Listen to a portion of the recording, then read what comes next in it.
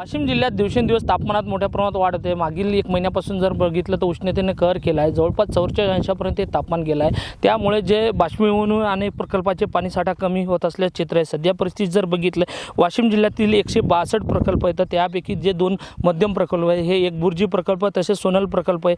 या ठिकाणचा जर पाणीसाठा बघितला तर 16.17% पाणीसाठा उपलब्ध आहे। तसेच जर 160 लघु प्रकल्पाचा जर विचार केला तर त्याच्यात 16.77% पाणीसाठा उपलब्ध आहे। सध्या परिस्थिती जर बघितलं तर 160 लघु प्रकल्पापैकी 70 लघु प्रकल्प हे कोरडे ठाक पडलेले, त्यामुळे येणाऱ्या दिवसात पाणी टंचाईचा सामना मोठ्या प्रमाणात गावकऱ्यांना आणि नागरिकांना करण्याची वेळ येणार आहे। तसेच जर बघितलं तर सध्या परिस्थिती मी एक बुर्जी प्रकल्पावर आहे। या ठिकाणचं जर बघितलं हे मध्यम प्रकल्प आहे।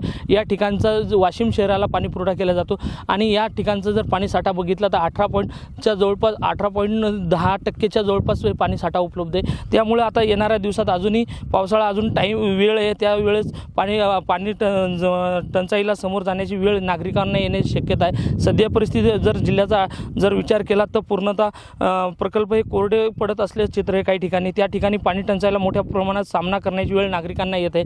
तसेच जर परिस्थिती जर बघितली जिल्ह्यातील जर पूर्ण आढावा घेतला तर प्रकल्प जे कोरडे पडत आहे त्याच्या ठिकाणचे पाणीसाठा आहे पूर्णतः झपाट्यानं काही ठिकाणी अजूनही कमी होत आहे। त्यामुळे येणाऱ्या दिवसात अजूनही पावसाळा जोपर्यंत लांबणीवर राहणार त्याच्यामुळे याच्यावर अजूनही बिकट संकट हे पाणी टंचाईचा येणार असल्याचं चित्र यावरून दिसून येते। कॅमेरामॅन सचिन राणेसह विठ्ठल देशमुख, TV9 मराठी, वाशिम।